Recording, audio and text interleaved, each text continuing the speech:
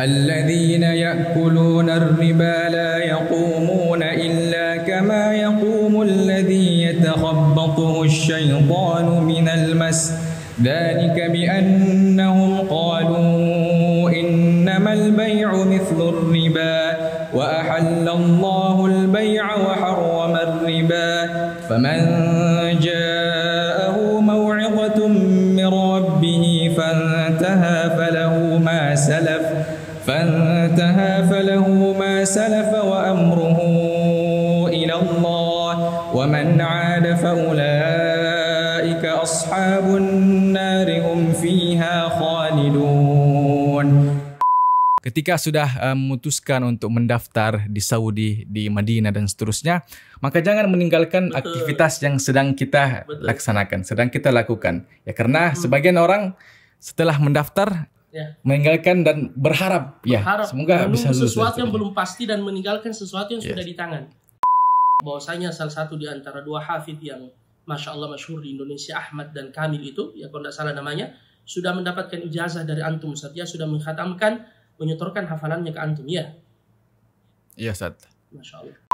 Setelah kami lamaran, hari Ahad itu, ternyata 3 hari setelah lamaran keluar pengumuman Madinah. Allahu Akbar. Hafiz Story, inspirasi dari Hafiz dan Qori. Bismillah, alhamdulillah, wassalatu wassalamu ala rasulillah wa ala alihi wa sahbihi wa man tabi'ahum bi ihsanin ila yaumiddin, amma ba'da. Para pemirsa yang dimuliakan oleh Allah subhanahu wa ta'ala, alhamdulillah kita bersyukur kehadirat Allah di kesempatan yang mulia ini. Kembali kita bersua dalam acara podcast bersama para hufadz dan qurra. Inspirasi Hafidh dan Qurra bersama HTJ, kami Harman Tajang. Semoga Allah subhanahu wa ta'ala memberikan kepada kita ilmu yang bermanfaat dan menjadikan podcast ini motivasi bagi kita semua, terutama bagi yang ingin menggabungkan diri dalam kafilah atau qafilah para penghafal Al-Quran yang disebutkan oleh Nabi Sallallahu Alaihi Wasallam, hum ahlullahi wa khassatuh. Mereka adalah kerabat-kerabat Allah subhanahu wa ta'ala dan orang-orang khususnya Allah subhanahu wa ta'ala. Para pemirsa yang dimuliakan oleh Allah, sebagaimana kita ketahui, para ulama menyebutkan bahwasanya Al-Quran definisinya adalah kalamullah al-munazzal ala Rasulillah sallallahu alaihi wasallam biwasitati Jibril al-muta'abbadu bitilawatih. Dia adalah merupakan firman Allah, kalam Allah yang diturunkan kepada Rasul kita Muhammad sallallahu alaihi wasallam lewat perantaraan Jibril alaihi salam, dan membacanya merupakan bentuk ibadah kepada Allah subhanahu wa ta'ala. Kalau kita melihat definisi ini, Rasulullah talaqi langsung dari Jibril alaihi salam. Kemudian Jibril talaqi dan mengambil dari Allah subhanahu wa ta'ala. Dan kita diperintahkan untuk berusaha membaca Al-Quran sebagaimana diturunkan kepada Rasulullah. Bahkan beliau pernah memuji salah seorang sahabat yang bernama Ibnu Mas'ud. Beliau berkata, barang siapa yang ingin mendengarkan atau membaca Al-Quran sebagaimana Al-Quran itu diturunkan, maka hendaknya ia membaca seperti bacaannya Abdullah ibn Mas'ud radhiyallahu anhu. Oleh karenanya, ulama kita menyebutkan bahwasanya Al-Quran itu dipelajari dengan talaqi, tidak cukup dengan membaca dari mushaf secara langsung. Jadi kita memadukan antara teori dan berusaha untuk mencari guru yang mutqin, dan inilah salah satu di antara mukjizat keajaiban Al-Quran, dijaga oleh Allah subhanahu wa ta'ala dari segala sisi, bahkan dari sisi pelafalan huruf, memberikan makhrajnya dengan sempurna, begitu pula sifatnya dan seterusnya, dan ini didapatkan dengan cara bertalaqi dari para masyayikh dan para guru yang sampai hari ini alhamdulillah Allah subhanahu wa ta'ala menjaga Al-Qur'annya dengan cara yang seperti itu sampai hari kiamat kelak insyaallah. Pada kesempatan yang mubarakah ini kita akan mengupas lebih detail yang berkaitan dengan masalah tersebut, sambil kemudian kita juga berkenalan dengan salah seorang tamu kita yang spesial pada kesempatan yang mubarakah ini. Mohon maaf kepada tamu kami berusaha untuk membujuk beliau hadir di acara podcast ini, dan alhamdulillah beliau menyempatkan diri di tengah-tengah kesibukannya untuk membersamai kita di acara yang mubarakah ini biidznillah. Beliau adalah, izinkan saya memanggilnya dengan Al-Hafidh, ya minimal dengan standar kita di Indonesia, Al-Ustadz Abdullah ibn Muhammad Isran Ansar hafizahullahu tabaraka wa ta'ala. Assalamualaikum Ustaz Abdullah. Waalaikumsalam warahmatullahi wabarakatuh. Kif halukum? Alhamdulillah. Jazakumullah khairan. Mewakili para pemirsa, kami menyampaikan terima kasih atas kesempatan yang antum berikan bisa hadir di studio kami, dan semoga Allah Subhanahu wa taala memudahkan segala urusan antum insyaallah. Jazakumullah khairan. Amin amin. Jazakallah khairan Ustaz. Ustaz Abdullah, barakallahu fikum. Kapan antum dilahirkan? Ya Ustaz. Tafadhal. Bismillah, alhamdulillah, wassalatu wassalamu ala rasulillah wa ala alihi wa ashabihi wa mawalah wa ba'd. Ustadz kami, guru kami yang kami cintai karena Allah, Ustadz Al-Fadil Harman Tajang hafizahullah, dan para pemirsa yang semoga kita semua dijaga oleh Allah Subhanahu wa taala. Alhamdulillah, kami secara pribadi sangat senang ketika diundang oleh guru kami untuk bisa sedikit berbagi mungkin apa yang kami dapatkan dari guru-guru kami, yang semoga dengannya bisa dimanfaatkan oleh orang banyak. Baik Ustaz, untuk kami secara pribadi, kami dilahirkan di Kota Makassar pada tahun 1997. Masya Allah, 1997 berarti sekarang usia antum 27 tahun ya kalau nggak salah. Iya Ustaz, Masya Allah, 27 tahun. Jadi asli di Makassar Ustaz ya? Iya Ustaz. Masya Allah. Ayahanda Ustaz Muhammad Isran. Baik. Semoga Allah Subhanahu wa taala menjaga beliau. Jadi antum besarnya di Makassar Ustaz ya? Iya Ustaz. Masya Allah. Besar di Makassar. Tentu anta ta'ish fi baiti al-ilm. Antum tumbuh berkembang di rumah yang disibukkan dengan ilmu syar'i. Bisa antum ceritakan sedikit mungkin Ustaz, mohon maaf, apa yang antum dapatkan dari bi'ah atau lingkungan yang antum dimuliakan oleh Allah Subhanahu wa taala berada di dalamnya, di tempat antum besar bersama di bawah tarbiyah ayah dan ibu, ummi dan abi. Fadhal. Baik Ustaz. Ya ini mungkin di antara nikmat yang kami secara pribadi harus lebih banyak mensyukuri, karena untuk masalah keturunan dan seterusnya adalah bukan pilihan dari kita. Karena itu adalah pilihan dari Allah Subhanahu wa taala. Kita tidak berhak memilih lahir dari ayah dan ibu. Namun ketika Allah Subhanahu wa taala memilih kita, mentakdirkan kita untuk dilahirkan dari seorang ibu, dan tumbuh di lingkungan keluarga yang insya Allah baik, maka hal itu patut kita syukuri. Dan itu pula yang kami secara pribadi rasakan ketika Allah Subhanahu wa taala menakdirkan kami untuk bisa tumbuh dan besar di lingkungan yang sangat mendukung untuk bisa lebih mendekatkan diri kita kepada Allah Subhanahu wa taala. Secara pribadi kedua orang tua alhamdulillah telah lama mengenal Islam dan bahkan telah mempelajari dinul Islam, bahkan telah mengajarkan kepada orang-orang yang lain, dan hal itu pula yang mereka keduanya membawa di dalam rumah itu. Maka sejak kecil kedua orang tua kami mengajarkan kepada kami hal-hal yang berkaitan tentang agama Islam, dasar-dasar Islam, yang mana hal itu sangat bermanfaat bagi kami ketika kami nantinya besar. Dan secara pribadi kami ketika dilahirkan, ayah kami tidak berada di samping kami Ustaz, karena ketika itu di musim haji, yang mana ayah kami atau abah kami masih sedang melaksanakan ibadah haji, yang mana pada saat itu juga beliau masih berstatus sebagai mahasiswa di Universitas Islam Madinah. Pada tahun 97, mungkin itu adalah setahun sebelum beliau lulus. Dan memang sejak kecil kami lebih dekat dengan Ummi karena memang kami tumbuh bersama Ummi dan dengan abah kami nanti ketika beliau lulus. Itu pun ketika beliau lulus, beliau juga di mungkin tahun kedua ketika kami berusia 2 tahun, beliau juga masih terus melakukan safar untuk menuntut ilmu.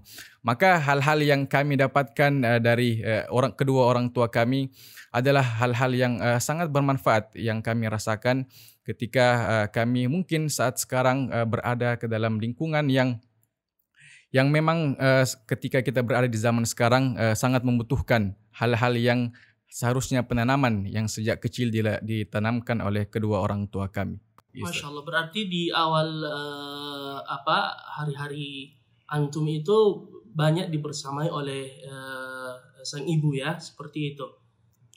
Ya, Ustaz. Masya Allah, dan ini tentu mengingatkan kita peran yang sangat besar dari ibu ya, bahkan kita mengenal dalam sejarah para ulama itu banyak yang terkenal keilmuannya disebabkan peran ibu yang sangat besar. Makanya disebut bahwasanya ibu adalah al-madrasatu al-ula, merupakan madrasah yang pertama.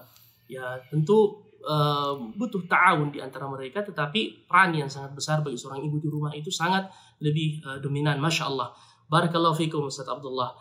Jadi setelah Ustaz kemudian pulang ke Indonesia setelah menuntut ilmu di Madinah, Masya Allah, kemana antum melanjutkan pendidikan secara formal? Ustaz bisa diceritakan mungkin jenjangnya? Ya Ustaz. Ya. Ya Alhamdulillah juga berkat kedua orang tua kami, mereka mengarahkan kepada kami untuk masuk di sekolah yang mana sekolah tersebut diajarkan ya sangat kental nilai-nilai Islam.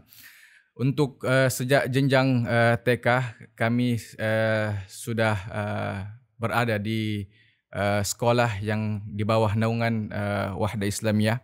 Kami masuk di TK Wihdatul Ummah, kemudian melanjutkan SD di Wihdatul Ummah juga di Abdesir. Kemudian SMP kami di sekolah SMP Wahda Islamiyah. Kemudian ketika SMA kami memutuskan untuk masuk pesantren Ma'had Imam Asy-Syatibi yang sekarang namanya Imam Asy-Syatibi. Kemudian ketika selesai dari pendidikan formal dasar dan seterusnya, ketika jenjang kuliah kami memutuskan untuk masuk di lingkungan yang kami tumbuh kecil dan besar di situ, yaitu Stiba Makassar. Masya Allah, tabarakallah, yes, Masya Allah, tabarakallah. Ini taufik, fadl dari Allah Subhanahu wa taala. Baik, kembali kepada masalah menghafal Al-Qur'an. Kapan antum mulai menghafalkan Al-Qur'an? Tentu sejak kecil kedua orang tua, la syak, tidak ada keraguan untuk terus mentalkinkan, memperdengarkan dan mengajarkan sejak awal. Ya, bahkan ini juga pesan kepada para pemirsa. Ada perkataan salah seorang masyayikh yang pernah kami dengarkan. Beliau mengatakan, jangan ada yang mendahului Anda sebagai orang tua mengajarkan surah Al-Fatihah, minimal surah Al-Fatihah kepada anak Anda. Ya, walaupun mungkin kita setelah itu mencarikan guru mengaji untuk anak kita, tapi untuk Al-Fatihah usahakan kita yang mengajarkan kepada mereka, karena itu yang mereka bawa salat dan pahalanya akan terus mengalir kepada kita. Baik, jadi kita kembali Ustaz Abdullah. Di samping antum tentu diajarkan di rumah dan dimotivasi oleh kedua orang tua dan langsung dikontrol untuk hafalan dan seterusnya. Secara resmi ya, bainal qausain ya, dalam tanda kutip, kapan antum mulai menghafalkan Al-Qur'an? Nah, baik Ustaz. Jadi sebagaimana yang saya sampaikan tadi bahwa memang sejak kecil kami memang sudah diarahkan untuk lebih dekat dengan Al-Qur'an. Namun secara khusus untuk lebih memfokuskan menghafal Al-Qur'an, maka sebelum kami masuk di pesantren yang kami sampaikan tadi Imam Asy-Syatibi, suatu ketika ya kami sedikit menggambarkan secara ke belakang bahwa ketika itu tepatnya di tahun 2012 kalau kami tidak salah ingat, di subuh hari ya orang tua kami, ayah mengajak untuk solat di Masjid Darul Hikmah DPP. Kami tidak tahu apa alasannya atau apa kegiatan yang akan dilaksanakan pada saat itu. Di Darul Hikmah. Namun ketika kami Hikmah itu di kantor pusat Wahda Islamiyah ya. Ustaz. Ya. Nah, Bagus. Ketika itu ternyata setelah salat subuh ternyata ada satu kegiatan musabaqah hifdzul Quran. Masya Allah. Tingkat nasional yang dilaksanakan ketika pada saat itu bersamaan dengan Muktamar Wahda Islamiyah. Masya Allah. Musabaqah 30 juz. Ya. Yang mana ketika itu jurinya, di antara jurinya Ustadz. Iya kah? Ya. Masya Allah. Mungkin Ustadz sudah lupa atau gimana. Ya. Pada saat itu ada 3 orang juri Ustadz. Ustadz sendiri dengan Ustadz Uthman Laba rahimahullah dan Ustadz Hasbin. Iya, betul. Di tahun 2012. Iya. Dan pada saat itu musabaqah 30 juz, pesertanya ada 5 orang. Dan di antara pesertanya ada salah seorang guru kami yang mana beliau sejak SD, ketika beliau masih menjadi mahasiswa di Stiba, kami sering belajar mengaji dengan beliau, yaitu Ustadz Siswandi Safari. Masya Allah. Ketika kegiatan itu setelah selesai, Masya Allah, ya memang mungkin motivasi atau inspirasi itu datang dari mana saja Ustadz. Jadi pada saat itu kegiatan itu kami langsung menyimpulkan bahwa ketika orang tua kami, abah kami mengajak untuk mengikuti atau menghadiri kegiatan tersebut, pasti ada tujuannya. Betul. Dan beliau memang mungkin itu kepribadian beliau. Beliau tidak langsung menyampaikan bahwa saya mengajak kamu ini untuk begini dan begitu. Tapi kami bisa menyimpulkan bahwa mungkin beliau ingin anaknya juga bisa menjadi seorang hafidz Al-Quran. Bukan untuk mengikuti musabaqah dan seterusnya. Tapi untuk bisa menjadi sebab beliau bisa mendapatkan pahala dan seterusnya. Maka ketika setelah selesai ada seseorang yang bertanya dan mengatakan bahwa menanyakan tentang hafalan kami, lalu beliau menyampaikan bahwa kami belum fokus untuk menghafal, artinya belum masuk di suatu pesantren dan seterusnya. Namun beliau menyampaikan bahwa usia antum saat itu berapa tahun, Ustaz? Tahun 2012 mungkin 15 tahun. 15 tahun ya. Kurang lebih 15 tahun. Ya. Berarti mohon maaf sebelum dilanjut, antum bukan termasuk orang yang difokuskan menghafal sejak belia ya, usia belia. Ya, karena kan banyak orang tua yang memotivasi anaknya untuk mengkhatamkan hafalan Al-Quran sebelum balik, dan itu memang ideal. Ya, tetapi kalau sirah atau kisah antum ini kesadaran untuk lebih fokus menghafal Al-Quran itu nanti berusia remaja ya? Ya, Ustaz. Mungkin itu juga ya yang sedikit berbeda dengan ya keluarga-keluarga yang lain. Dan memang sejak awal orang tua memang tidak mau memaksa anaknya ya untuk itu. Mungkin apalagi kami sebagai anak pertama, mungkin bagi kedua orang tua itu masih berat untuk melepas dan seterusnya. Tapi beliau selalu meminta pandangan dari kami anak-anaknya untuk menanyakan apakah sudah siap untuk masuk di pesantren dan seterusnya. Masya Allah. Maka pada saat itu beliau menyampaikan bahwa insya Allah nanti kami yang dimaksud bisa juga sama atau mirip dengan guru-gurunya yang ikut musabaqah pada saat itu. Maka ketika saat itu, padahal ketika itu Ustaz, kami ingin melanjutkan untuk SMA di Wahda Islamiyah. Ya, memang karena apa ya? Mungkin kami sejak kecil sangat dekat dengan ibu. Maka ya mungkin kami tidak bisa jauh lepas dari ibu. Tapi akhirnya setelah kegiatan itu kami akhirnya memutuskan dan menyampaikan kepada kedua orang tua bahwa insya Allah kami siap untuk masuk di pesantren dan memutuskan untuk menghafal. Maka pada saat itu kami masuk di pesantren pada tahun 2012, di tahun itu juga Ustaz. Dan kami memutuskan untuk masuk di Ma'had Imam Asy-Syatibi yang sekarang namanya. Masya Allah, barakallahu fiikum. Ada dua pelajaran yang mungkin bisa kita petik. Yang pertama tadi antum sampaikan bagaimana orang tua mentarbiyah secara tidak langsung, bukan cuma dengan perkataan secara verbal, tetapi di samping memberi contoh juga lewat jalan yang lain seperti yang antum sampaikan tadi. Masya Allah, tabarakallah. Dan ini mengingatkan kami dengan pesan para ulama agar anak-anak itu memang dibiasakan sejak dini fi majalis rijal, berada di majelisnya para rijal, orang-orang tua, yang untuk kemudian ditanamkan pada pribadi dan diri mereka agar bisa menjadi seperti mereka, ya, agar bisa memberi takhir dan pengaruh di dalam diri mereka. Masya Allah, tabarakallah.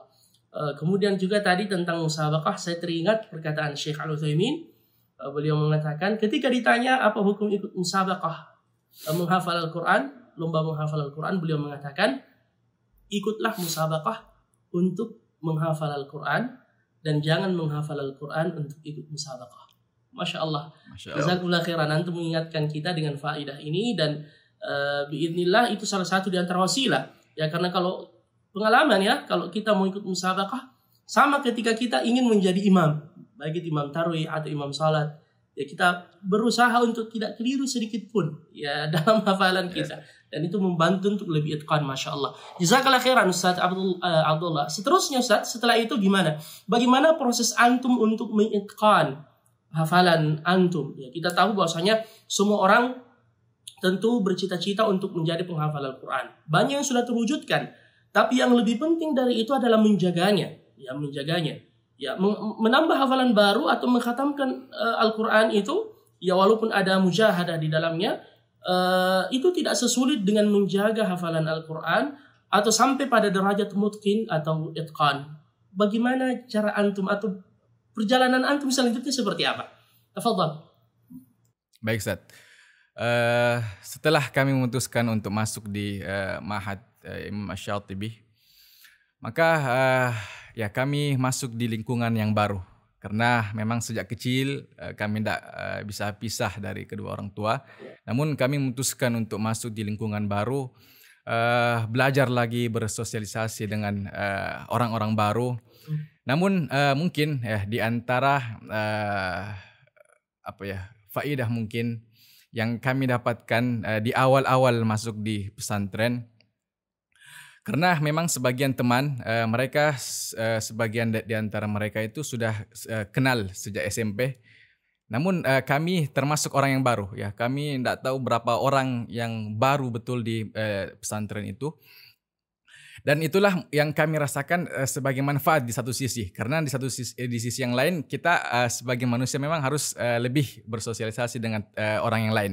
Namun di awal-awal kami memutuskan untuk lebih menyendiri dulu dari teman-teman yang lain. Ya. Jadi lebih fokus untuk menghafal. Karena memang kapan semakin lama kami selesai menghafal, maka semakin lama kehidupan kami di pesantren itu. Jadi memang ya. Jadi sejak awal teman-teman yang dekat dengan kami, ya yang betul-betul dekat mungkin tidak sampai 5 orang, Ustaz. Ya. Masya Allah. Ya. Jadi sejak awal kami mulai menghafal Al-Quran dan mulai mencoba untuk menghafal dan seterusnya. Maka tentu di awal-awal kami merasakan kesulitan menghafal Al-Quran dengan metode yang baru dan seterusnya. Namun dengan seiring berjalan waktu, maka alhamdulillah kami mendapatkan kemudahan-kemudahan tersebut.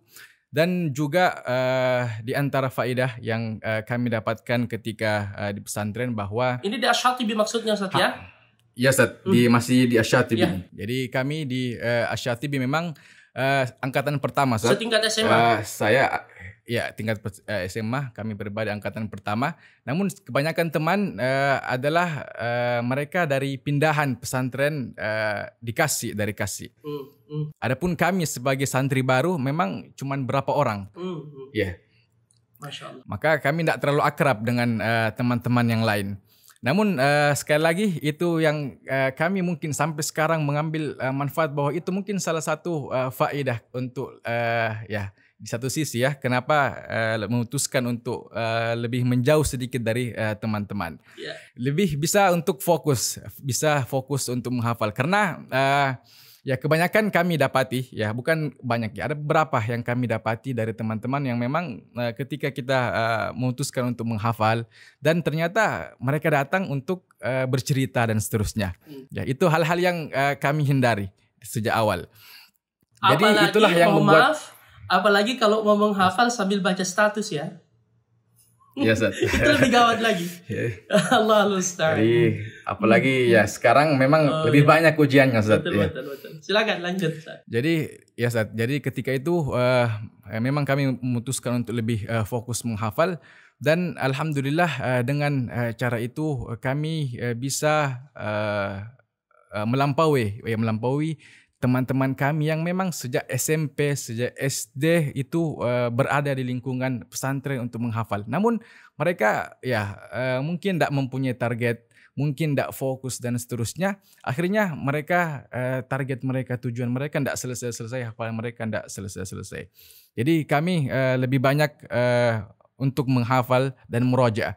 Dan hal yang kami dapatkan, yang kami rasakan, yang kami coba di awal-awal ketika menghafal, maka semua hafalan yang kami dapatkan di hari itu kami murojaah.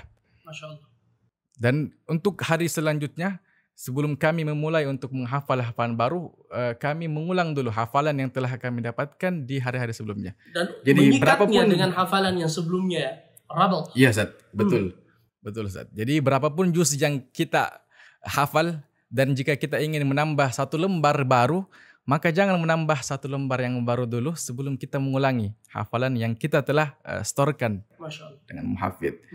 Dan itu ya itu salah satu hal yang bisa kami rasakan sekarang manfaatnya, bahwa ketika berada di pesantren tersebut kami bisa lebih fokus untuk murojaah dengan cara itu.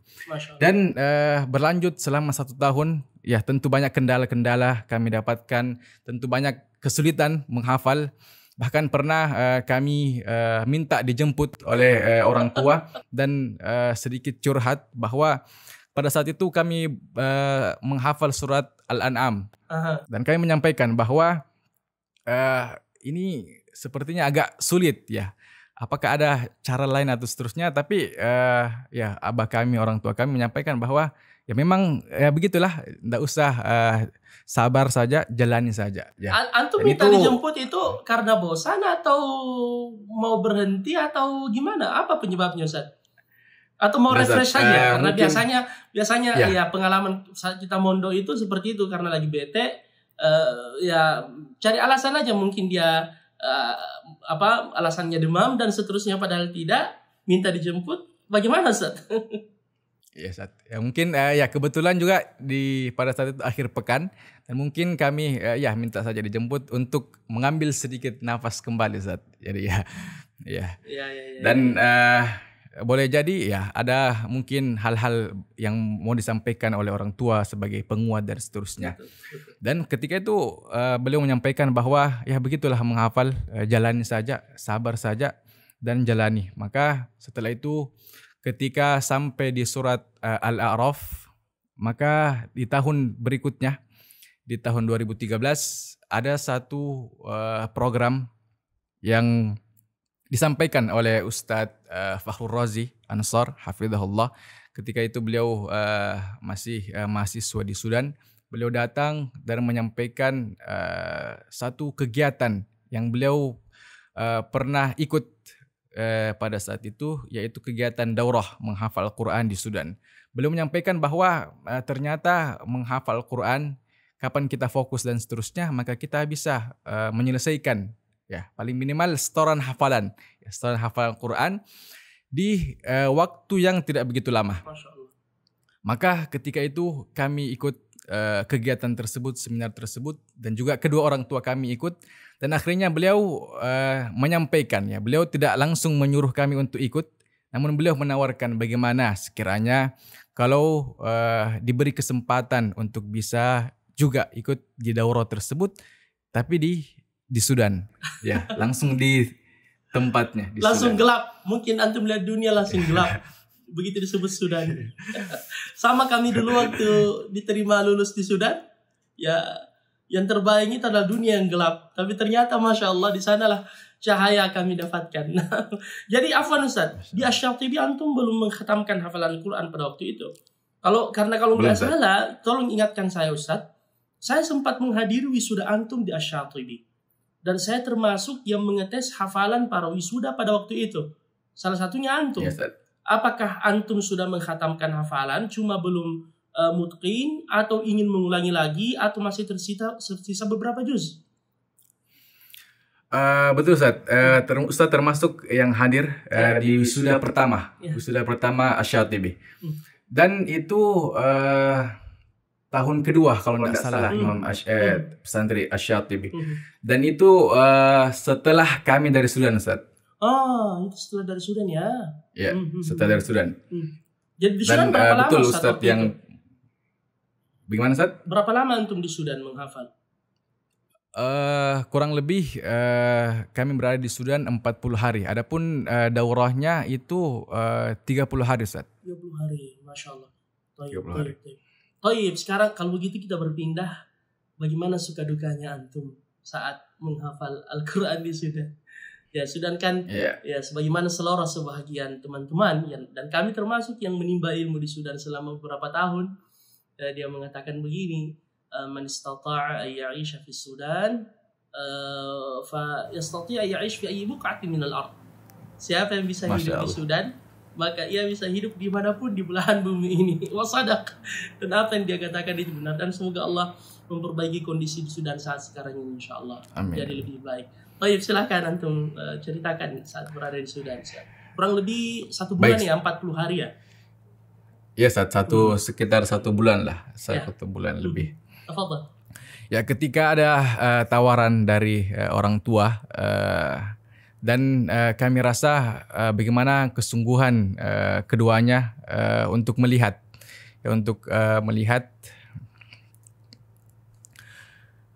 anaknya ada di antara mereka yang bisa menghafalkan Al-Quran. Maka kami langsung merespon dan mengatakan insya-Allah kami siap untuk ikut di kegiatan daurah tersebut. Dan ketika saat itu juga kami melihat bagaimana memang kesungguhan keduanya, mungkin ada tabungan yang harus beliau keluarkan untuk bisa mengantarkan kami untuk ikut kegiatan daurah di Sudan. Dan Sudan bagi kami bukan negara yang asing karena orang tua kami juga pernah menimba ilmu di Sudan dengan segala macam cerita dan seterusnya. Lalu ketika saat jadi pada saat itu kami dua orang kami berdua ke Sudan untuk mengikuti daurah itu bersama Dr. Faisal hafizahullah. Dan ketika itu kami berdua berangkat ke negeri Sudan dan tiba di Sudan dan langsung dijemput oleh Ustadz Fakhrul Razi Ansar. Jadi ketika mendarat memang auranya ya beda lah dengan tempat yang lain. Ustaz. Antum saat tiba di sana musim panas ya? Iya Ustaz, musim panas. Walaupun ikhwan mengatakan di Sudan itu musimnya cuma 2 Ustaz Abdullah. Musim panas dan panas sekali. Masya Allah. Masya Allah, ya silakan dilanjut. Ya Ustaz. Ketika saat itu kami tiba ternyata kegiatan daurahnya sudah berlangsung beberapa hari. Jadi kami terlambat. Kami tidak tahu apakah 3 atau 5 hari telah berlangsung kegiatan daurah itu. Maka pada saat kami tiba langsung dibawa ke masjid tempat kegiatan daurah tersebut, tempat dilaksanakannya daurah tersebut. Dan kami mungkin karena orang-orang Sudan menghormati tamu, maka kami ditempatkan di awal-awal berbeda dengan teman-teman lain dari Sudan. Kami ditempatkan di sebuah ruangan di masjid. sepertinya adalah perpustakaan, ya mungkin perpustakaan pada saat itu. Maka ketika tiba, kami langsung diperkenalkan dengan para masyayikh di kegiatan tersebut. Ada 3 orang masyayikh, dan kami diberikan pilihan mau menyetor bersama syekh siapa, bersama halaqah siapa. Maka kami diberikan kesempatan ya untuk bisa satu halaqah bisa menyetor dengan Syekh Karamullah rahimahullah. Rahimahullah. Sebagai informasi kepada para pemirsa, Syekh Karamullah ini termasuk di antara muqri dan masyayikh yang sangat dekat dengan para penghafal Al-Quran di Makassar, terutama di Wahda Islamiyah. Beliau pernah datang secara langsung dan memberikan ijazah juga kepada beberapa ikhwah. Namun qadarullah, ya Allah Subhanahu wa taala lebih dahulu memanggil beliau rahimahullah rahmatan wasi'ah. Ya, dan insyaallah pahalanya akan terus mengalir kepada beliau. Biiznillah. Naam, fadhal Ustaz. Ketika kami masuk mengikuti daurah Ustaz, maka kami merasakan ada lagi suasana baru, metode baru lagi, karena apa yang kami dapatkan di Asy-Syatibi dengan target, ya kami ketika di Asy-Syatibi targetnya minimal 1 lembar per hari. 1 lembar per hari di awal-awal. Ketika masuk ikut daurah, maka orang-orang pada berlomba untuk memperbanyak menghafal Al-Quran, mengambil banyak lembaran-lembaran. Maka di awal-awal kami ikut daurah itu, kami akan kesulitan, ya. Kesulitan untuk menghafal. Namun di awal kami ikut daurah, kami menyetorkan hafalan yang telah kami dapatkan di Asy-Syatibi. Jadi pada saat itu hafalan kami sampai surah Al-A'raf, dan kami menyelesaikan surah itu sekali duduk, karena kami memang menjaga betul hafalan yang telah kami hafalkan. Maka setelah itu kami mulai untuk menghafal hafalan baru. Namun ternyata ya hal yang berbeda lagi yang kami dapatkan. 1 lembar yang harusnya bisa diselesaikan beberapa menit, kami menghafal 1 lembar itu kalau tidak salah sekitar 2 hari, Ustaz. Ya. Bayangkan kami sudah terlambat, kemudian disuruh untuk lebih banyak lagi menyetor, namun di awal-awal kesulitan untuk menghafal. Namun berkat kesungguhan dari masyayikh, para masyayikh mengerahkan kita, dan juga dipertemukan dengan teman-teman Sudan yang Masya Allah, yang sampai sekarang kami masih sering berkomunikasi dengan mereka, di antara mereka. Maka alhamdulillah kami diarahkan untuk menggunakan metode yang lain, bahwa apa yang kamu dapatkan, yang telah kamu hafalkan, silahkan langsung di store, dan setelah menyetor silahkan menyetorkan bacaan Al-Quran, bacaan hafalan yang kamu akan hafal selanjutnya.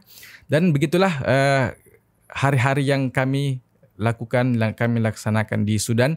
Dan alhamdulillah pada hari yang ke-25 kami alhamdulillah diberikan taufik oleh Allah untuk menyetorkan hafalan yang terakhir. Masya Allah.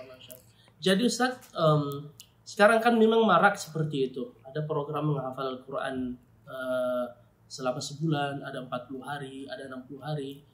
Sebagian orang ada yang bisa dikata a priori atau tidak mendukung sama sekali. Ya, bahkan kita baca di medsos ada yang mengucilkan kegiatan dan metode yang seperti itu. Sebahagian yang lain ada yang semangat dan menganggap itu satu-satunya alternatif. Mungkin ya kalau nggak salah kita ambil sikap pertengahan ya bahwasanya program itu sangat bermanfaat.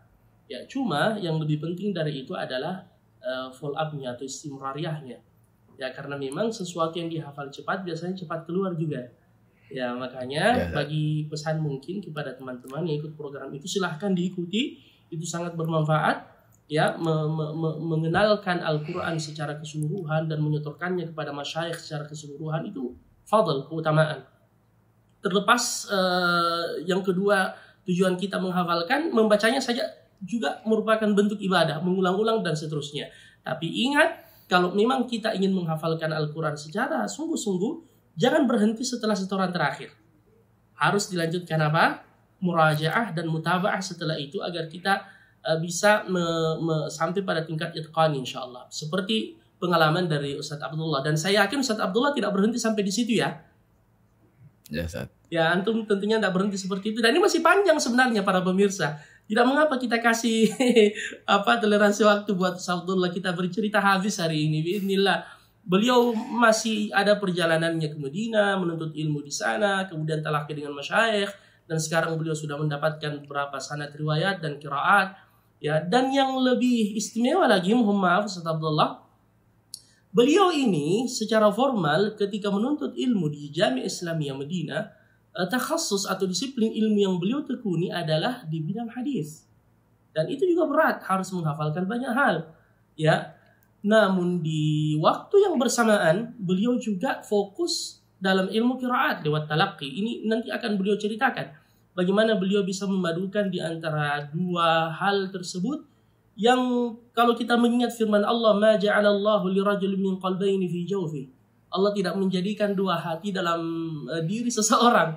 Tapi Masya Allah, Allah berikan taufik untuk bisa memadukan keduanya. Namun sebelum itu, Ustaz, kita masih di Sudan ini. Kita kayaknya masih ingin berlama-lama di Sudan walaupun waktu antum sedikit. Mengapa saya tertarik dengan Sudan? Karena saya pernah berada di sana beberapa tahun lamanya. Mohon maaf ya, saya buka rahasia sedikit. Selama antum di Sudan, pernah Ustadz SMS Ana dibongkar gak nih Ustadz? Gak apa-apa. Jadi Ustadz itu sampaikan ke Ana keluhan antum di sana sulit kalau mau cuci baju. Gimana ceritanya itu Ustadz? Dan bagaimana antum mencari solusi? Nah, Fadal. Ya, Ustaz.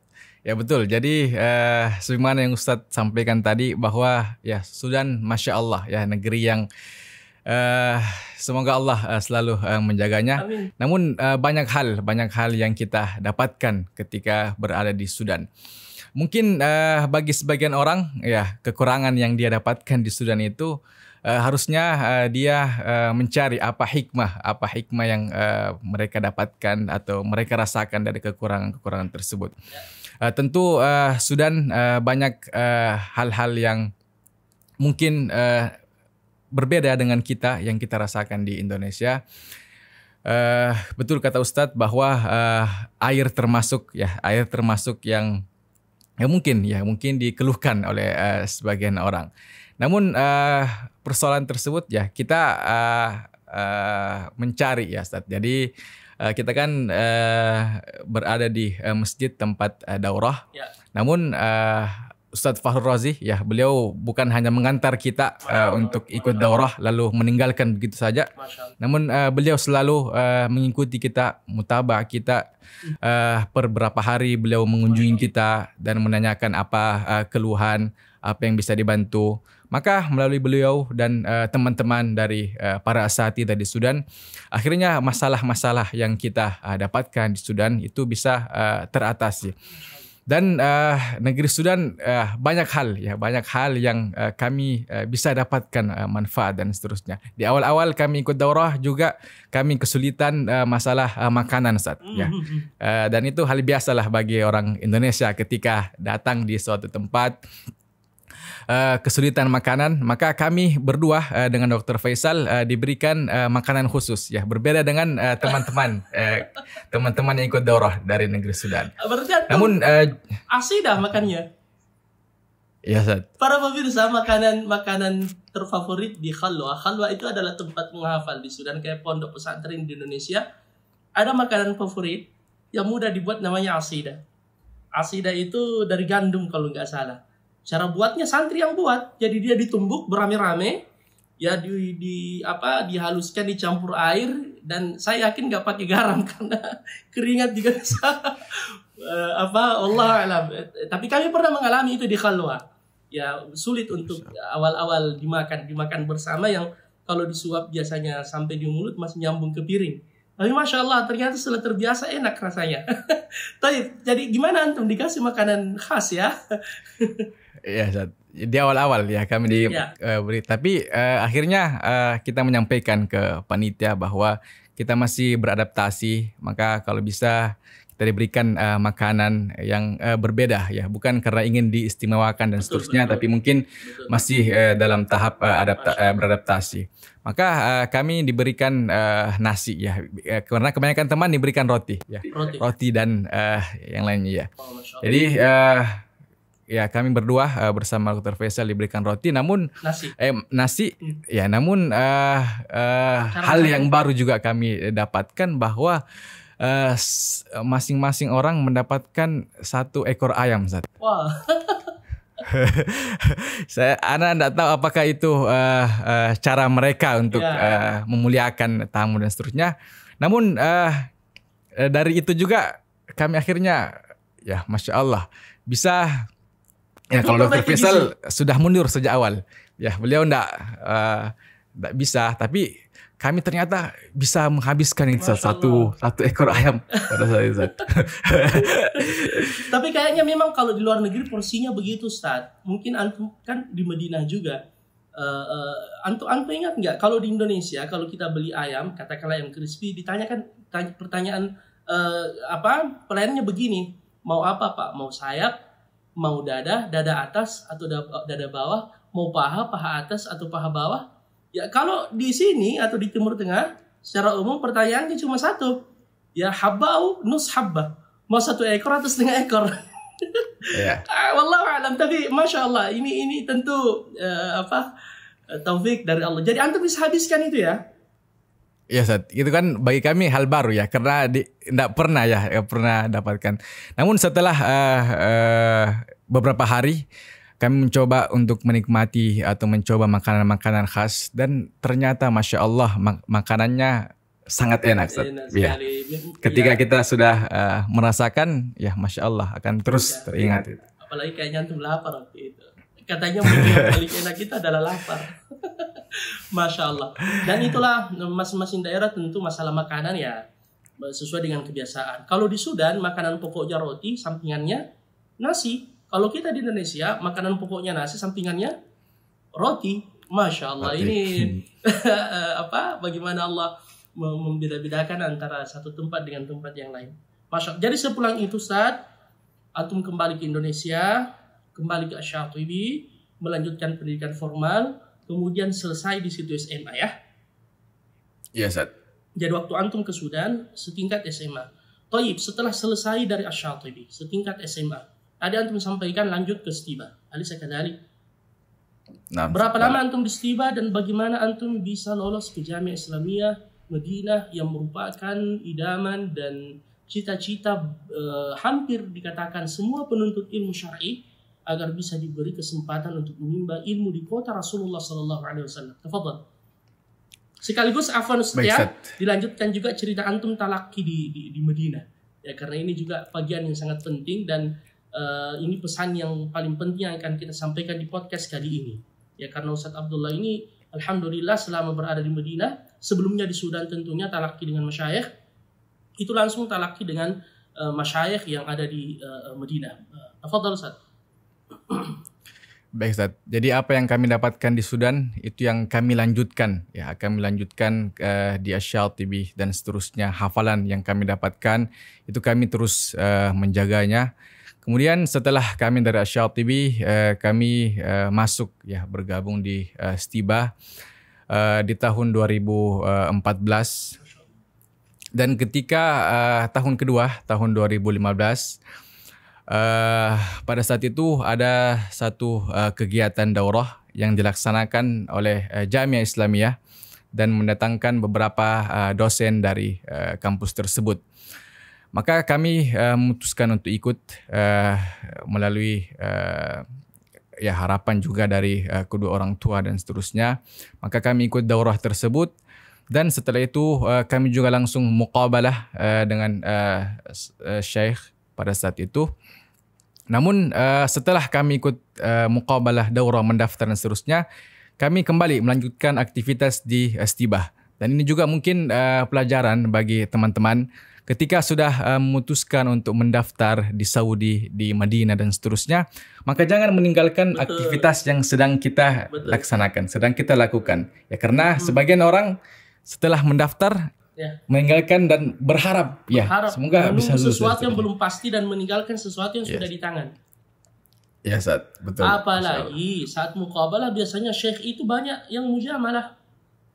Dia bilangnya begini, araka fil Madinah. Tahun depan saya lihat kau di Madinah. Kita berjumpa di Madinah. Padahal itu bagian dari doa. Bukan jaminan, ya kan? Ya, Ustaz. Masya Allah. Ya, tafadhal Ustaz. Ya, Ustaz. Jadi setelah ikut muqabalah, ya kami tetap melanjutkan aktivitas di Stiba dari ilmu-ilmu yang kami dapatkan dari para asatidzah, dan juga sempat diajar langsung oleh Ustadz di semester awal. Semoga Ustadz masih ingat ya. Pada saat itu pelajaran tajwid semester 1. Ada jadi malu. Kayaknya setelah antum menuntut ilmu talaqi, apa yang Anda ajarkan dulu itu mansukh. Allah yahfazak. Jadi apa yang kita dapatkan dari asatidzah, Masya Allah sangat-sangat bermanfaat. Dan di tahun 2017, jadi 2 tahun setelah mendaftar, ya. Karena biasanya yang idealnya itu daftar tahun ini, lulus tahun depan biasanya. Tapi pada saat itu ternyata kami kebanyakan teman-teman tertunda 2 tahun. Namun alhamdulillah pada saat itu ketika keluar pengumuman, Masya Allah, katanya itu pengumuman terbanyak mahasiswa Indonesia yang diterima. Termasuk karena mungkin ya 6 Ustaz, termasuk kami pada saat itu tahun 2017. Afwan, saya potong dulu, mewakili yang lain. Bagaimana perasaan antum menunggu pengumuman selama 2 tahun itu?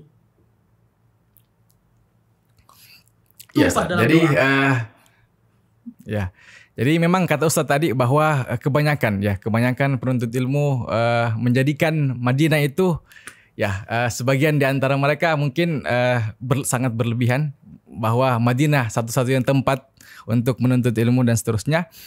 Namun kami juga bukan menjadikan Madinah satu-satunya tempat, namun memang harapan atau cita-cita, impian memang sangat besar untuk bisa kuliah di sana.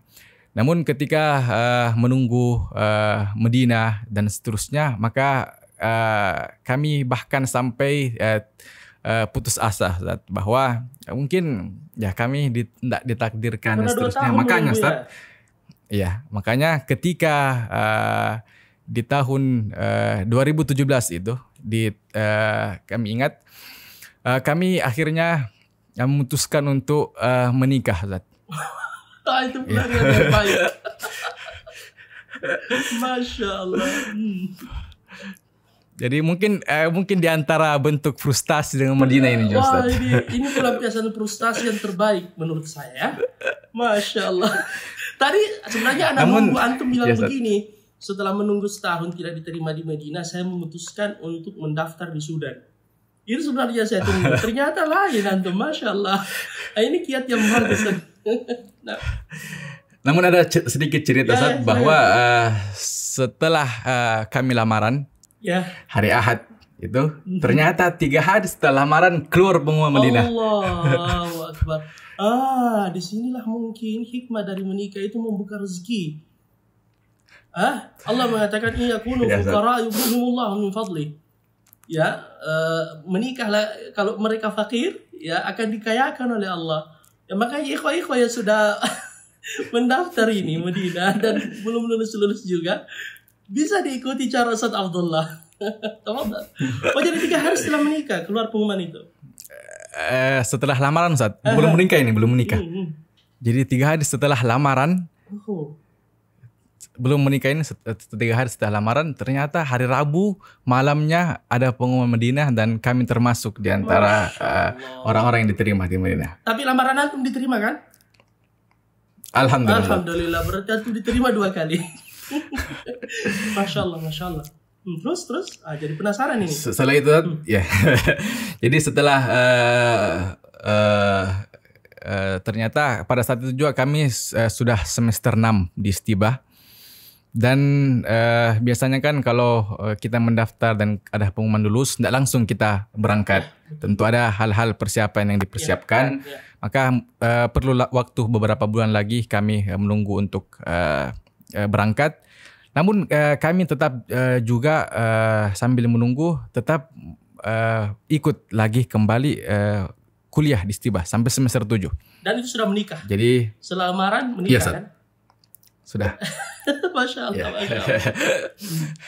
Ya, ya. Jadi ketika semester 7 di Istibah 3 pekan kami kuliah di semester 7, akhirnya Allah berikan kesempatan untuk berangkat ke Madinah. Jadi di Ya, Istibah setelah putus. itu. Iya, Ustaz.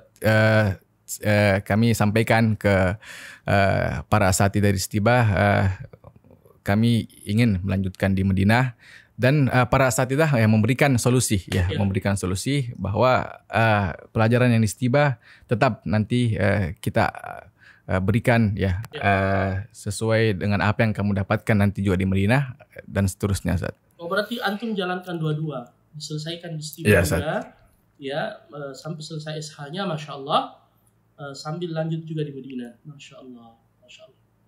Jadi di Madinah antum ambil jurusan apa, Ustaz? Langsung S1 ya?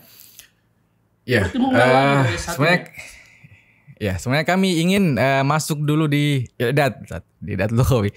Cuman dari orang tua mengatakan, ya ini sudah 7 semester di Istibah. buang-buang Apalagi waktu. sudah sudah menikah dan seterusnya, ya buang-buang waktu lah kalau mau mengulang lagi dari persiapan bahasa dan seterusnya. Jadi kami diberikan 2 pilihan saja. Ya. Entah pilih jurusan Al-Quran atau Ya. jurusan hadis, dan tidak ada pilihan yang ketiga. Ini pilihan dari mana Jadi itu? dari ayah, Ustaz, dari abah. Dari ayah. Kalau bukan Al-Quran, hadis. Hadis. Sama. Dan itu juga yang diberikan arahan dari salah seorang ustadz yang kami anggap sebagai orang tua juga, Ustadz Ikhwan Abdul Jalil hafizahullah, yang beliau selalu sejak awal selalu memberikan arahan dan seterusnya. Maka beliau bahkan beliau menyampaikan bahwa wajib kuliah Quran, wajib jurusan Quran. Wajib ya. Ya, Ustaz. Kalau abah sendiri hendak memaksa, cuma memberikan pilihan bahwa kalau kuliah hadis kan bisa dibilang sudah ada dari beliau, maka beliau sebenarnya lebih mengarahkan untuk masuk di jurusan Al-Quran, dan kami sempat masuk di jurusan Al-Quran. Oh gitu, antum sempat masuk ke jurusan. Ya, Ustaz. Terus? Sempat masuk. Pada saat itu kita dites beberapa teman masuk ke Al-Quran, akhirnya lulus dan ikut belajar. Namun ketika namun pada saat itu, Ustaz, kita sudah terlambat 2 bulan, perkuliahan sudah jalan. Maka kami semua dari Indonesia diputuskan sebagai mustami, belum menjadi mahasiswa resmi. Belum aktif ya? Ya belum aktif, kecuali mungkin beberapa teman yang memaksa untuk aktif, karena sebagian di antara mereka juga telah ada dasar sebelumnya, dan mereka memilih kuliah-kuliah atau jurusan-jurusan selain Al-Quran dan hadis. Namun kami yang memilih jurusan Al-Quran bersama beberapa teman Indonesia tidak ada yang menjadi langsung aktif untuk kuliah, karena muqarrar dari atau pelajaran yang didapatkan di Al-Quran tentu berbeda dengan pelajaran-pelajaran yang lainnya. Banyak hafalan-hafalan yang mesti harus dikejar, padahal sudah 2 bulan, sudah ujian pertengahan. Maka memang sejak awal kami mau masuk jurusan Quran, kami sudah ikut, bahkan sudah diberikan kartu mahasiswa sebagai jurusan Al-Quran. Namun ketika waktu liburan, liburan antara semester ganjil ke semester genap, Syita'i, Ustaz, liburan Syita'i, kami kan sudah menikah, Ustaz. Jadi walaupun tidak ada dapat dari kampus tiket gratis, namun kita harus berusaha untuk pulang, berusaha. Wajib. Masya Allah. Jadi ketika libur kami konsultasi lagi kembali ke orang tua, menyampaikan keadaan di Madinah, khususnya di jurusan Al-Quran, dan kami sudah sampaikan bahwa kami memutuskan mau untuk masuk di jurusan hadis. Namun Al-Quran insya Allah tetap akan jalan, dan tetap kami akan berjanji untuk bisa mencari halaqah di Masjid Nabawi di Haram. Maka akhirnya orang tua setuju, bahkan kami juga komunikasi dengan Ustadz Ikhwan. Beliau bahkan menyampaikan bahwa baiklah saya izinkan, tapi Al-Quran semua qiraat wajib untuk selesaikan. Masya Allah. Dan itu perjanjian yang telah kami secara pribadi sampaikan ke beliau. Dan beliau memang Masya Allah sangat perhatian dengan kami dan khususnya dengan Al-Quran. Maka ketika itu kami memutuskan untuk masuk di kuliah hadis, jurusan hadis. Dan ketika selesai belajar, maka kehidupan sebagian hidup kami di Madinah itu entah dua ya. Jadi entah di kelas atau di Masjid Nabawi ya. Kami tidak seperti teman-teman yang suka jalan dan seterusnya, Ustaz, ya. Menarik. Karena ada sebagian teman yang Masya Allah semua tempat mereka telah datangi. Dan Masya Allah kita tasjih juga ya teman-teman ya. Mungkin juga kondisi berbeda. Ya ada yang Masya Allah menghibahkan dirinya untuk melayani tamu-tamu Allah, itu bagus ya. Tapi Masya Allah antum lebih fokus memang untuk talaki ya, fokus dengan hadis dan Al-Quran itu. Nah, tafadhal. Ya, jadi apa yang kami dapatkan di kelas dari masyayikh, para dosen-dosen hadis, kami rasa itu cukup untuk hal yang berkaitan tentang hadis. Namun ketika kami di luar, kami mau untuk lebih fokus untuk Al-Quran. Lalu pada saat itu kami berkonsultasi dengan para asatidzah, para masyayikh di sana. Kalau bisa kami dicarikan ya halaqah Al-Quran yang mana kami bisa menyetor dengan seorang mukri. Maka dengan bantuan salah seorang Syekh Ahmad Al-Misri hafizahullah, beliau mengarahkan dan menyampaikan bahwa bahwa saya memiliki halaqah yang dibina oleh salah seorang syekh dari Mesir. Dan ternyata Syekh Nasir. Syekh Nasir ya. Nasir. Ya. Dan ternyata beliau latar belakangnya muhandis. Masya Allah, insinyur. Masya Allah, insinyur. Ya. Namun beliau memiliki qiraat, memiliki ijazah qiraat asyarah kubra. Masya Allah. Dan akhirnya kami memutuskan untuk ikut halaqah tersebut. Namun di awal kami merasa minder karena kebanyakan anggota halaqahnya ya Masya Allah mereka sudah bukan hafs lagi ya. Sudah riwayat yang lain. Menyetornya. Riwayat yang lain. Lalu kita ini baru mau mulai dan seterusnya. Namun Masya Allah dengan bimbingan beliau dan beliau sebagaimana yang diceritakan oleh sahabat Malik bin Al-Huwairith ketika beliau menceritakan beliau bersama beberapa orang dari kaumnya tinggal bersama Rasulullah menuntut ilmu. Beliau menceritakan bagaimana mensifatkan Rasulullah wa kana rahiman rafiqa. Rasulullah adalah seorang yang sangat kasih sayang, seorang guru yang sangat lembut. Itu pula yang kami dapatkan bersama Syekh Nasir di halaqah. Beliau Masya Allah sangat mendukung kami, sangat membimbing kami. Beliau tidak membedakan kami dengan para murid-murid yang telah lama menyetorkan. Maka dengan bimbingan beliau dan perhatian beliau yang sangat dekat dengan kami, Masya Allah, akhirnya kami bisa menyetorkan beberapa riwayat, beberapa qiraat bersama beliau. Bahkan kalau nggak salah, Ustadz Abah Antum, Ustadz Isran sempat hadir saat penyetoran akhir Antum ya, atau wisuda Antum ya, dengan Syekh. Ya, ada sempat di ketika itu menyelesaikan setoran qiraat Ibnu Katsir. Maka Abah orang tua sempat ikut. Ini nikmat yang sangat luar biasa. Ketika orang tua melihat anaknya kemudian bisa mengkhatamkan hafalan Qur'annya, itu baru di dunia, apatah lagi di akhirat kelak. Ya, dan ini tentu nikmat yang sangat disyukuri. Ya, dan di sini ada pelajaran yang sangat penting sebenarnya ingin kami sampaikan juga, terutama kepada teman-teman para pegiat Al-Quran, para pengajar Al-Quran, para mukri Al-Quran, agar mengedepankan kelemah lembutan. Kisah Antum tadi mengingatkan kami dengan guru kami juga, syekh kami. Seperti itu Ustaz, awalnya kita minder. Ya, tapi Masya Allah, sang guru ini terus memotivasi dengan kelembutannya. Bahkan dia menyampaikan kepada kami bahwasanya modal kita ini cuma Al-Quran. Kita tidak memberikan dunia kepada santri-santri kita, murid-murid kita. Ya makanya jangan buat mereka itu lari dari Al-Quran, rangkul mereka, buat mereka cinta kepada Al-Quran. Ya Masya Allah. Dan tentu antum juga sebagaimana yang antum sampaikan, rasakan itu. Ada fadlu minallah. Ya, jadi dari Syekh Nasir ini antum menghatamkan beberapa qiraat, beberapa riwayat Ustaz ya. Masya Allah. Dan ini salah satu di antara guru yang paling banyak antum talaki dari beliau selama di Madinah ya. Nah, Ustaz. Jadi selama kurang lebih 5 tahun di Madinah, kami betul-betul mulazamah dengan beliau. Allah. Dan sekarang masih tawasul terus Ustaz dengan beliau? Masih Ustaz. Jadi ketika selesai menyetorkan lagi riwayat, beliau selalu menanyakan, saya masih siap untuk melanjut, masih siap untuk menyimak hafalan. Lalu kami meminta arahan beliau, apakah minta pandangan beliau, kita lagi mau membaca riwayat apa, baca qiraat apa dan seterusnya.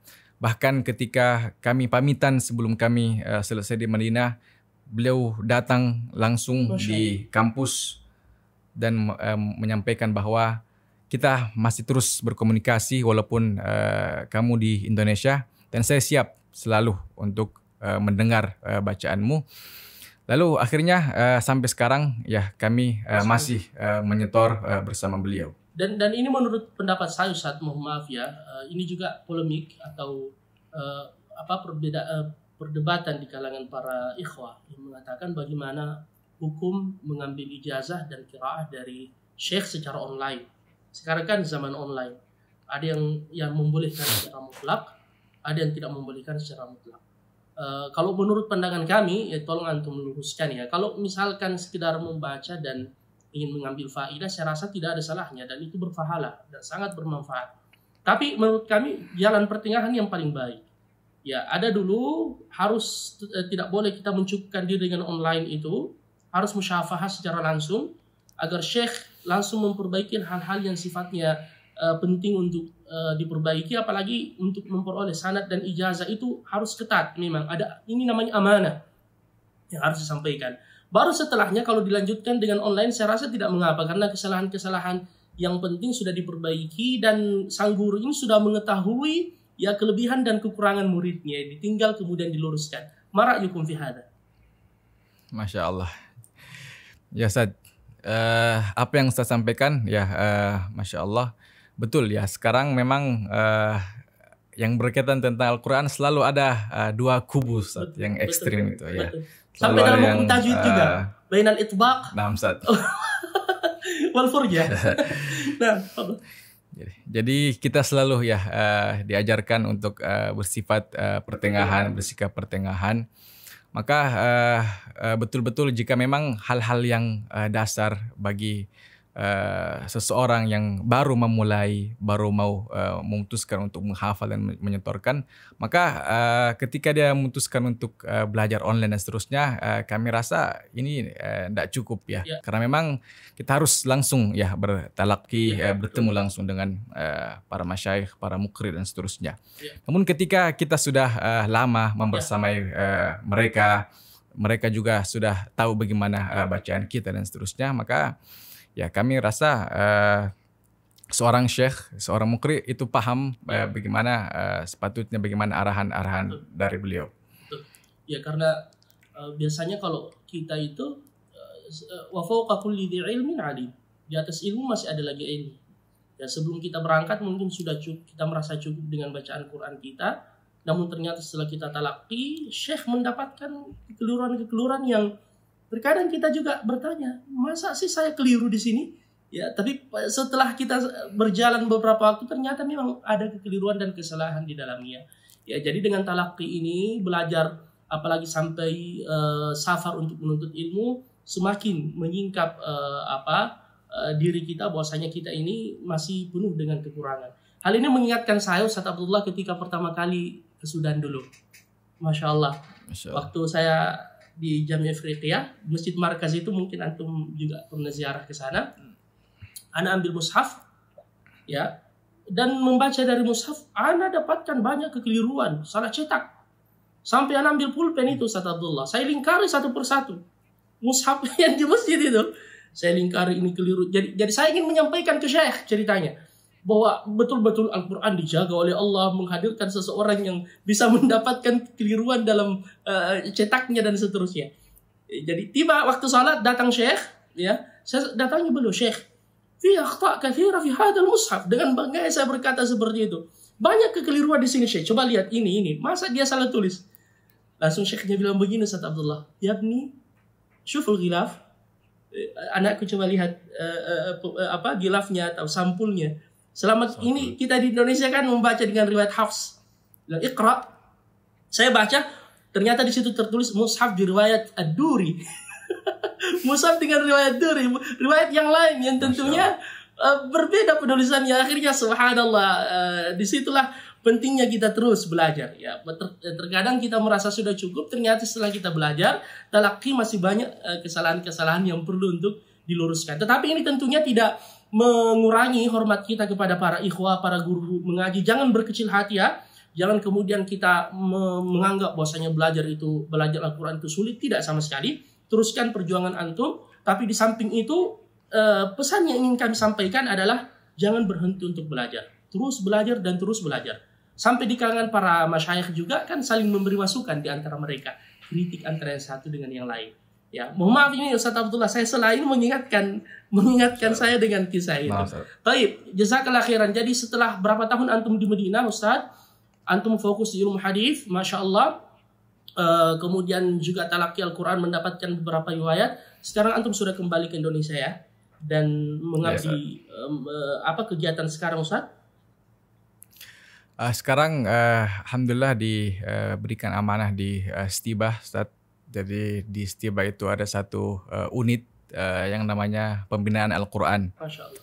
Masya Allah. Dan kami diamanahkan berada di unit tersebut. Nah. Yang mana unit tersebut tugasnya adalah mengawal semua kegiatan-kegiatan Al-Quran yang terkait di kampus tersebut, bukan hanya untuk para mahasiswa, namun juga untuk para staf dan bahkan para dosen yang berada di kampus tersebut. Berarti termasuk juga Iqra dan ijazah itu. Antum sudah bisa memberi ijazah, dan kalau tidak salah info bahwasanya salah satu di antara dua hafidh yang Masya Allah masyhur di Indonesia, Ahmad dan Kamil itu, ya kalau tidak salah namanya, sudah mendapatkan ijazah dari antum, Ustaz. Ya, sudah mengkhatamkan, menyetorkan hafalannya ke antum, ya? Iya, Ustaz. Masya Allah. Alhamdulillah. Keduanya sempat belajar di Stibah, lalu mereka menyampaikan ke kami untuk bisa menyetorkan dan mengambil ijazah. Maka kami memberikan kesempatan ke beliau untuk membaca, dan akhirnya selesai keduanya selesai menyetorkan hafalan. Sekaligus mewakili pemirsa, Ustaz Abdullah, ini info yang sampai kepada kami. Antum juga baru saja menyelesaikan pendidikan magister dalam bidang ilmu hadis. Sahih? Alhamdulillah, barakallahu fikum. Dan semoga bisa lanjut terus langsung ke doktorat, Ustaz. Nafa'allahu fikum, Masya Allah. Ustaz, pengen berlama-lama ngobrol bareng antum ini, tetapi rasanya waktu juga yang membatasi kita. Jangan bosan-bosan untuk kami undang lagi, Ustaz ya. Ya, mudah-mudahan ke depan kita bisa lebih berbagi lagi faidah. Baik, Ustaz, terakhir ini saya ingin memberikan menyebutkan 5 kata, antum jawab secara refleks dengan satu perkataan. Siap, Ustaz? Baik, Ustaz. Ya, mulai ya. 1, 2, 3 ya. Stibah.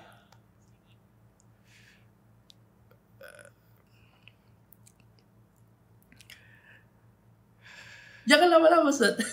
Langsung gerak. Stibah.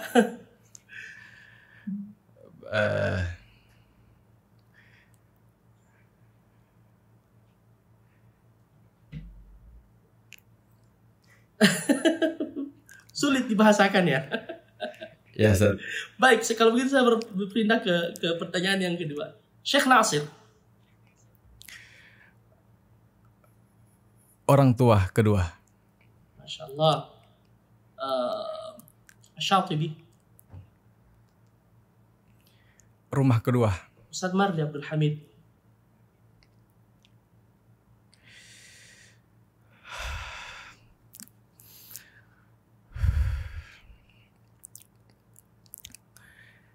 Guru yang sangat berjasa. Masya Allah. Ustaz Suswandi.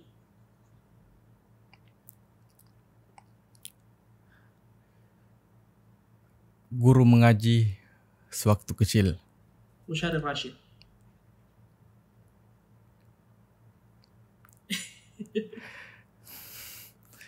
Syekh favorit. Masya Allah. Jazakallah khairan. Assalamualaikum. Barakallahu fikum. Kalau tidak keberatan Ustaz, saya lanjutkan nggak permintaan pemirsa nih? Atau nggak usah? Cukup saat sepertinya. Barakallahu fikum. Kita cukupkan insyaAllah. Dan alhamdulillah para pemirsa, demikian podcast kita pada kesempatan yang mubarakah ini. Kurang lebih 1 jam ya. Tidak terasa kita menghabiskan waktu bersama dengan Ustaz Abdullah. Masih banyak sebenarnya ingin kita bedah dari sisi beliau, tetapi mudah-mudahan apa yang kita sampaikan tadi cukup memberi motivasi, terutama kepada kita yang ingin serius menghafalkan Al-Quran. Pengalaman beliau, perjuangan beliau, pengorbanan beliau, tantangan yang beliau hadapi, bagaimana bisa kemudian dilewati ya. Dan alhamdulillah sebagaimana firman Allah, walladzina jahadu fina lanahdiyannahum subulana. Ya, tentu mohon maaf Ustaz Abdullah, ini bukan niat untuk berlebihan, tetapi mimba bitahadduts bin ni'mah, dan kepada Allah kita meminta al-mazid wal mazid, tambahan dan keistiqomahan, dan menjadikan kita lebih baik daripada apa yang diprasangkakan orang kepada kita insyaallah. Jazakumullah khairan Ustaz Abdullah. Barakallahu fikum. Salam buat Ustaz ya, buat semua, dan semoga Allah memberi taufik kepada antum, kesehatan kepada antum, menjaga antum dan keluarga. Amin. Ya, dan menjadikan kita semua ahlul Quran. Demikian para pemirsa podcast Inspirasi Hafidh dan Qurra ya, bersama HTJ ya, Harman Tajang Al-Fakir ila Afi Rabbi. Semoga acara kita pada yang telah kita sampaikan ini bermanfaat untuk semua. Sampai di sini insyaallah. Kita berjumpa dengan tamu spesial berikutnya.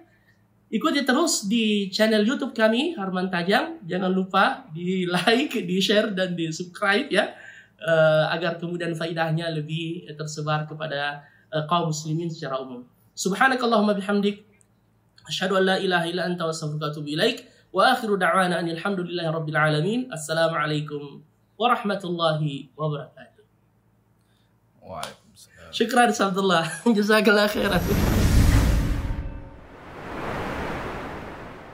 Hafiz Story, inspirasi dari Hafiz dan Qori.